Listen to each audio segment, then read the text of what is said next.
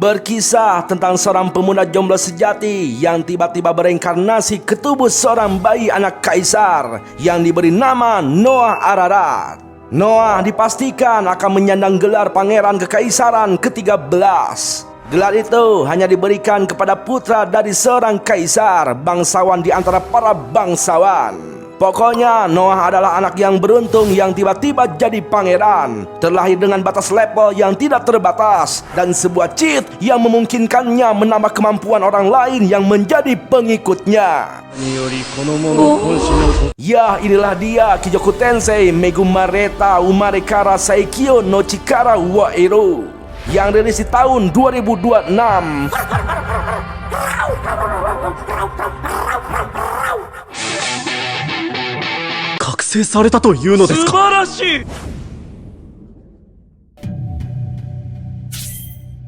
Waktu pun terus berlalu. Tidak terasa sudah 6 tahun Noah hidup dan tumbuh di Kekaisaran Meres, yang merupakan sebuah negeri para prajurit yang terletak di pegunungan terjal, dan ibu kotanya terletak di dataran terbuka. Saat ini Kekaisaran Meres sedang menikmati zaman keemasannya, di mana kekayaan melahirkan kekayaan, budaya yang kaya dan gemilang kini bermekaran di negeri itu. Kaisar di sana adalah ayah dari lebih 10 putra yang dikenal sebagai pangeran kekaisaran, yang dihormati dan dicintai oleh rakyatnya sebagai kaum bangsawan paling termasyur. Dan 6 tahun setelah reinkarnasinya, beginilah tampilan statistik Noah yang dilihat oleh dirinya sendiri. Dan seperti inilah tampilan statistik Noah bagi orang lain.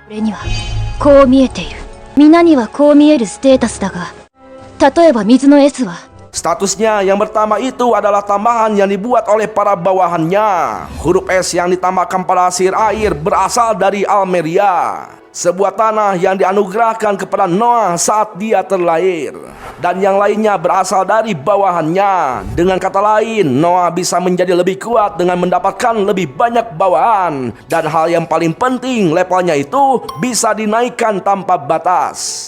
Di usianya yang baru 6 tahun, kebanyakan bocil lain sibuk dengan main FF. Tapi Noah nampak begitu tenang dan berwibawa. Meski begitu, kemampuan Noah masih sangat terbatas karena usianya yang masih bocil. Di sana, Noah diberitahu oleh pelayannya yang cantik dan ahli sopan santun bernama Evelyn bahwa putra mahkota dan pangeran datang berkunjung untuk menemui Noah.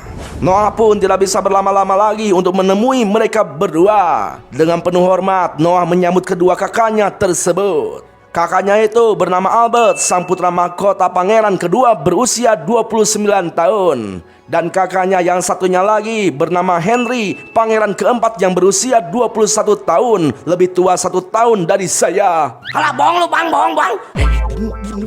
Nah, maksud kedatangan mereka berdua ke sana adalah untuk memberi hadiah kepada Noah yang digadang-gadang akan menjadi kanselir yang hebat suatu hari nanti. Dan tampaklah hadiah tersebut berupa peti yang entah isinya apa, yang pasti membuat si Agus yang membawanya sangat menderita. Ya, ternyata peti hadiah itu berisi pedang sihir air yang bernama Leviathan, sebuah pedang sihir air terkuat di Kekaisaran yang sudah menewaskan sekitar 120 orang yang mencoba untuk menguasainya. Noah di sana bisa merasakan aura kematian dari pedang tersebut. Namun karena pedang sihir itu pemberian Albert sang putra mahkota, Noah pun tidak berani untuk menolaknya. Tampaklah Noah sangat kesulitan untuk mengangkat pedang tersebut yang hampir saja menjatuhkannya. Jika Noah bukan orang yang ditakdirkan untuk memegangnya, maka Noah akan dibunuh oleh kutukan pedang itu saat mengangkatnya. Albert mengungkapkan keyakinannya kepada Noah yang dianggap sebagai seorang dengan afinitas air di level SS bisa menggunakan pedang tersebut. Padahal yang Albert harapkan bukan itu. Intinya ada niat terselubung dari Albert yang memberikan pedang sihir itu kepada Noah. 邪魔したな。貴重な代物でしょうに。優秀だからこそ。Waktu pun terus berlalu. Di suatu malam, Joy, salah satu pelayan setia Noah, terlihat murung dan bingung seperti sedang memikirkan sesuatu. Noah sebagai majikan memintanya untuk jujur. Dan ternyata Joy ingin meminta cuti kepada Noah, tapi berat untuk mengungkapkannya. Alasan cutinya itu adalah karena baru-baru ini terjadi banjir di kampung halamannya. Ladang tempatnya dibesarkan telah hanyut dan ibunya saat ini sedang menganggur. Mungkin bisa dibilang mereka telah kehilangan mata pencaharian. Dan Joey berencana akan bekerja di distrik lampu merah. Joey yang masih segar dan semok berencana akan menjadi kupu-kupu malam demi menghidupi keluarganya. Namun Noah dengan tegas tidak mengizinkannya, dan Noah akan memberikan pekerjaan pada ibunya Joey di Wasto sebagai penjaga gerbang, bahkan akan membayarnya lebih dari UMR kabupaten. Noah juga mengizinkan Joey dan ibunya tinggal di sebuah rumah yang kebetulan sudah kosong, tidak ada yang mengontrak. Joey pun langsung menangis terharu atas kebaikan Noah tersebut. Arigatou gozaimasu. Bukan cuma itu, Noah juga menyuruh Dylan untuk membeli semua tanah di kampung halaman Joey dengan alasan untuk antisipasi karena akan ada penjahat yang mencoba memanfaatkan masyarakat yang terkena bencana. Namun Dylan bingung dari mana duitnya untuk membeli tanah satu kampung, karena menurut perkiraan dana yang harus dikeluarkan sebesar 700.000 rean. Sedangkan anggaran yang dimiliki Noah sekitar 500.000 rean. Jadi masih kurang 200.000 rean untuk merealisasikannya. Lantas Noah menyuruh Dylan untuk menjual tanah warisannya demi menutupi kekurangan dana tersebut. Dylan sempat tidak setuju karena menjual tanah warisan tanpa izin kaisar adalah kejahatan terhadap keluarga kekaisaran. Namun Noah tidak peduli dan akan menghadapi konsekuensinya. Ya, Noah berpikir bahwa sebagai kaum bangsawan memiliki kewajiban menolong rakyatnya. Terkadang kaum bangsawan itu harus mengorbankan dirinya untuk kebahagiaan rakyat. Dan Noah adalah sosok bangsawan yang patut ditiru oleh bangsawan yang ada di negeri tetangga. Arigatou gozaimasu. Keesokan harinya, Noah langsung mengirim bantuan ke kampung halaman Joey yang bernama Desa Doso. Tidak lama dari itu, datanglah Henry yang hanya ingin memastikan keadaan Noah setelah menerima pedang Leviathan. Yang katanya pedang itu hanya patuh pada orang yang diakui sebagai tuannya. Henry mengingatkan Noah untuk membawa pedangnya, tapi jangan digunakan, karena jika digunakan Noah akan mati. Sepertinya Henry di sana memiliki hati yang baik pada Noah. Ishi. Shinu zo. Singkat cerita, Noah sudah berada di Doso. Dia melihat suasana yang menyedihkan di sana. Semua rumah hancur rata dengan tanah akibat diterjang oleh banjir. Noah menyuruh Dylan untuk pergi ke kantor pemerintahan untuk mengurus sertifikat tanah warga yang pasti sudah hanyut terbawa banjir. Lalu Noah meminta Joey mengantarnya belusukan untuk mengetahui kondisi di sana dengan menyembunyikan pakaiannya agar tidak terlalu mencolok. Noah dan Joey merasa sangat lega melihat bantuan makanan dari kekaisaran sudah dibagikan. Namun di sana Noah menemukan kejanggalan, di mana makanan yang diberikan terasa hambar dan sudah basi. Pokoknya tidak layak untuk dikonsumsi oleh manusia. Tapi mirisnya, semua penduduk tampak tetap antusias menerima makanan tersebut daripada harus mati kelaparan. Tidak lama dari itu, muncul Garil, seorang pejabat pemerintah setempat. Mungkin bisa dibilang dia itu sekelas kades. Noah pun langsung menegurnya karena curiga Garil lah yang telah mengkorupsi dana bantuan dari kekaisaran. Nah, karena menganggap Noah hanya bocah ingusan, Garil pun mengakuinya. Garil menganggap bahwa apa yang dilakukannya itu adalah hal yang wajar. Mengambil imbalan dari dana bansos atau korupsi itu sangatlah wajar, karena ada biaya operasional yang harus dibayar. Sontak saja Noah merasa muak karena dianggap bocah lehoan yang tak tahu apa-apa. Noah mengutuk perbuatan tercela Garil yang memperkaya diri dari bansos untuk korban bencana yang merupakan kejahatan yang teramat keji. Tapi seblek Garil malah balik terhina oleh Noah atas semua perkataannya. Garil menyebut menghinanya itu sama saja dengan menghina Tuan Rowan, penguasa negeri ini. Nah, ketika melihat Garil yang akan menebasnya, tiba-tiba Noah teringat pedang sihir airnya. Dan tiba-tiba saja pedang tersebut nampak seperti mengamuk dan langsung keluar dari sarangnya. Noah berasumsi pedangnya itu marah karena menyamakan dirinya dengan si sampah Garil. Noah menegaskan bahwa dirinya saat ini memang lebih lemah dari Leviathan. Jika memang Leviathan terlahir sebagai pedang yang kuat, maka tunjukkanlah kekuatanmu untuk membela kaum-kaum yang lemah dan... Kizoku no ore no tokken da. Ore ni shitagae.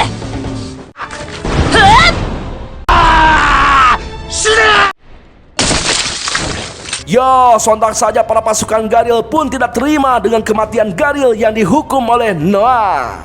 Mereka serentak untuk menyerang Noah yang sendirian. Namun Noah menggunakan kekuatan Leviathan untuk membuat lubang yang sangat besar di tanah. Sehingga apa yang terjadi?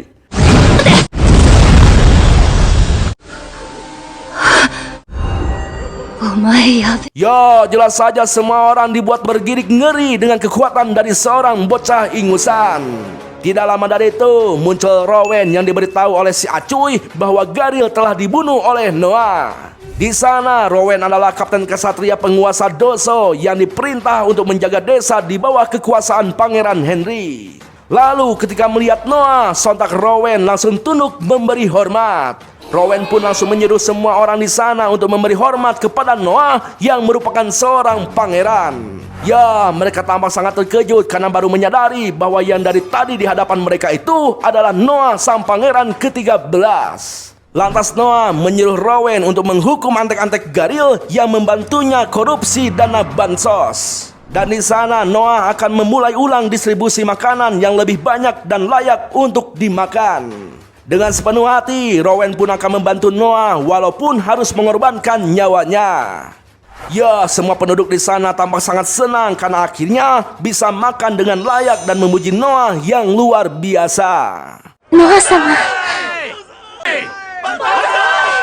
Setelah kejadian tersebut, tampaklah Albert begitu kecewa karena mendapatkan laporan bahwa Noah bisa mengendalikan Leviathan. Namun, Albert sepertinya sudah merencanakan hal lain. Sementara itu, Noah memenuhi panggilan dari ayahnya. Noah sempat terkejut saat sang ayah membahas tanah warisan yang dijual oleh Noah, dan Noah siap menerima hukuman. Namun apa yang terjadi? Sang ayah malah mengucapkan rasa terima kasihnya pada Noah karena telah melakukan hal yang luar biasa demi rakyat. Dan sang ayah tidak menyangka Noah bisa tahu akan ada mafia tanah yang mengincar korban banjir. Kaisar di sana juga tahu bahwa Noah telah menguasai pedang airnya ketika di Doso. Lantas sang ayah meminta pengawalnya untuk melihat status Noah yang sekarang. Sontak saja Kaisar sangat terkejut karena status sihir air Noah yang sekarang esnya jadi 3, yang memiliki arti sangat sakti sekali. Lantas sang ayah yang merupakan Kaisar meminta Noah untuk membantu kekaisaran dengan bakatnya tersebut. Waktu pun terus berlalu. Untuk membantu Kaisar, Noah mulai belusukan di ibu kota Meres yang merupakan pusat pemerintahan negara tersebut. Menjadi jantung kebudayaan serta pusat keuangan hingga orang-orang mulai menjulukinya kota paling makmur sedunia. Kenapa bisa semakmur itu? Mungkin karena pemerintahannya yang jujur dan bersih dari korupsi. Ya, Noah saat ini ada di Jalan Raide untuk melihat pertunjukan penyanyi populer di sana. Noah berada di sana bersama Joey karena Joey diberi pekerjaan tambahan oleh Noah sebagai asisten pribadinya. Melihat si Ciwi biduan sedang membawakan lagu yang indah membuat Noah langsung suka. Penyanyi Ciwi itu bernama Alice. Noah menilai suara Alice itu memang merdu, akan tetapi tekniknya masih perlu diasah. Noah sih nggak tahu sih kalau Mas Anang. Bang, Anang yang mana bang? Nggak ada. Nah, saat sedang asik bernyanyi di atas panggung, tiba-tiba saja Alice digeruduk oleh petugas Bang Emok. Itu karena orang tua Alice punya hutang sama Bang Emok akibat tidak mau kerja dan berharap pada Judai Slit.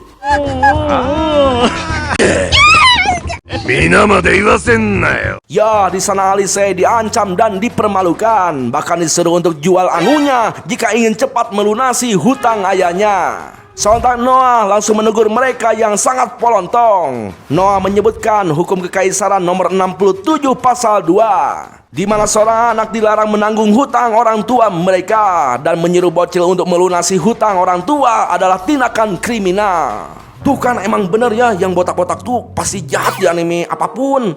Tapi bang, gak semua botak bang. Iya, terserah lu. Nah, Agus botak yang tidak terima ingin menghajar Noah. Namun tiba-tiba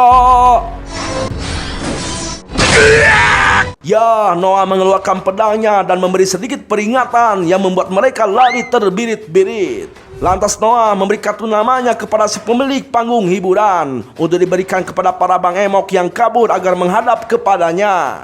Noah juga akan menggaji Alice 25 rean per bulan agar Alice fokus menyanyi untuk mengembangkan bakatnya. Noah berjanji akan menambahkannya jika kemampuan Alice meningkat, minimal bisa masuk akademik dangdut sampai semifinal. ありがとうございます。続きを聞かせてくれ。 Setelah Noah sampai di sana, tampaklah si Agus Botak dan petugas Bang Emok lain berada di gerbang istana sambil bersimpuh untuk meminta maaf kepada Noah. Namun Noah menyuruh asistennya untuk mengusir mereka. Tidak lama dari itu, muncullah Henry, pangeran keempat yang memuji tindakan Noah karena menemui orang-orang seperti mereka itu akan merendahkan martabat kerajaan. Lantas Noah menceritakan alasan kenapa si Agus Botak dan teman-temannya ada di sana, yaitu mereka merasa bersalah setelah tahu siapa Noah saat menyelamatkan Alice. Henry langsung penasaran dengan suara biduan Alice, tapi Noah tidak akan membiarkan Alice direbut oleh Henry. Ya, Henry merasa kagum dengan semua tindakan Noah di umurnya yang masih bocil.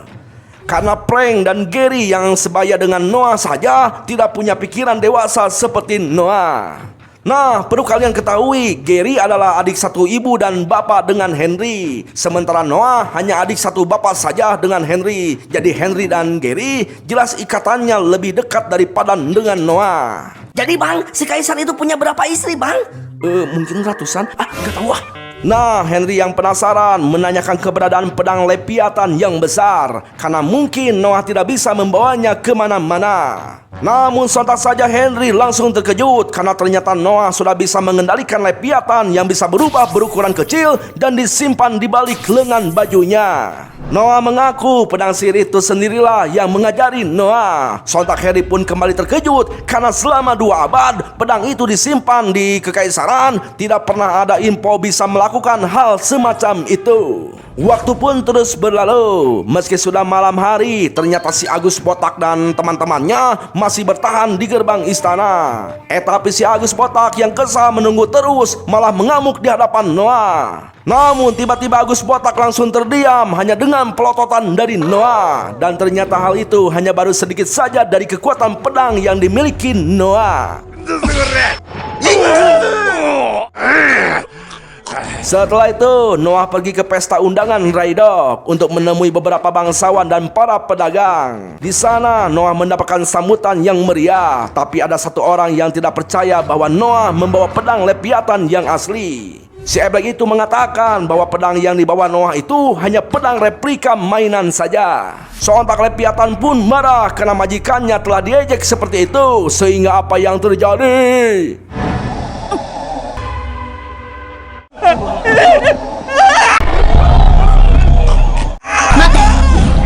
Ya, hampir saja orang-orang di sana bisa mati terkena amukan Leviathan jika Noah tidak menenangkannya. Akhirnya semua orang percaya bahwa pedang Leviathan yang dibawa oleh Noah itu adalah yang asli.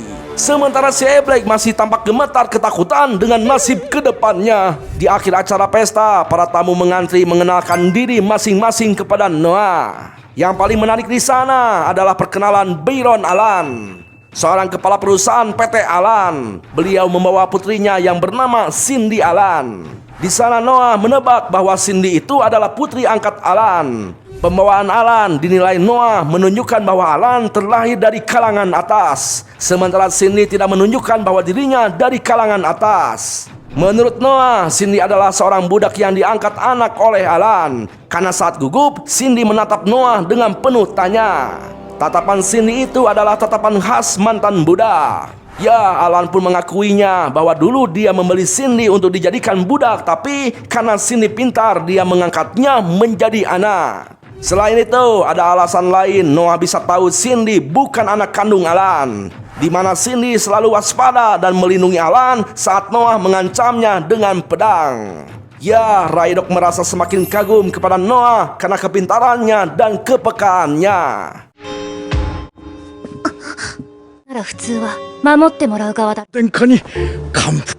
Keesokan harinya, Noah kembali belusukan untuk memantau kegiatan masyarakat di sekitar ibu kota. Kebetulan di sana Noah bertemu dengan Oscar, pangeran ke-8.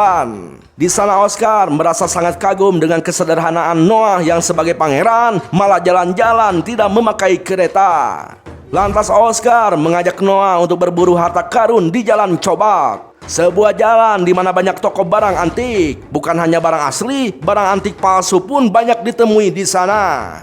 Jadi sebagai bangsawan, memiliki kemampuan menemukan harta karun asli itu adalah wajib. Namun di sana Oscar tidak menemukan satupun barang yang bagus. Tapi Noah mendapatkan sebuah buku sihir yang menurutnya antik. Sontak saja Oscar kaget karena dia tahu bahwa buku sihir itu adalah buku Grimoire Andreas, seorang penyihir legendaris. Bisa dibilang buku tersebut adalah harta karun sejati. Ya, sebenarnya Noah tidak tahu buku itu adalah harta karun, tapi saat menyentuhnya statistik angin Noah itu jadi bertambah. Dan Noah membelinya karena penasaran dengan isi buku tersebut.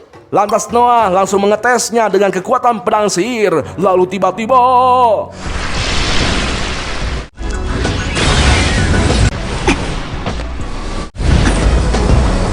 ya, ternyata buku sihir itu adalah buku terlarang yang berisi jiwa penyihir. Dan roh yang keluar itu adalah roh pendendam penyihir agung pengendali angin. Sontak Oscar meminta Noah untuk berlindung. Namun Noah malah mengayunkan pedangnya hingga menciptakan air yang menjulang tinggi ke langit, hingga roh tersebut langsung musnah dalam sekejap. Di sana Oscar kaget karena bukan hanya kuat, Noah juga sangat hati-hati hingga tidak terjadi sedikit pun kerusakan di sana. Tidak lama berselang, seorang pemilik toko barang antik menghampiri Noah. Dia ingin Noah melihat barang antiknya. Tanpa keberatan, Noah dan Oscar pun langsung berkunjung ke tokonya. Si pemilik toko yang bernama Basri memperlihatkan barang antiknya yang berupa batu ali. Basri penasaran apakah di batu ali tersebut ada khodamnya apa tidak. Karena konon katanya batu ali itu akan menunjukkan wujud aslinya jika bertemu dengan pemilik sejatinya. Basri mengaku sudah memperlihatkan batu ali itu kepada banyak orang, tapi batu ali itu tidak pernah bereaksi. Basri sempat berpikir itu hanya barang rongsokan sehingga dia berulang kali membuangnya. Tapi setiap kali dibuang, batu ali itu selalu kembali seperti sepatu Binyamin. Jadi Basri yakin batu ali itu adalah barang istimewa, bisa jadi peninggalan Jaka Sembung atau pendekar lainnya. Bang, perasaan yang itu nggak ada di animenya, Bang. Pokoknya mah intinya sama. Nah, di sana Oscar menyarankan Noah untuk memakainya. Siapa tahu batu ali itu berjodoh dengan Noah. Dan benar saja, ketika Noah memakainya, batu ali itu langsung bereaksi, bahkan bisa berbicara dan... Yoroika.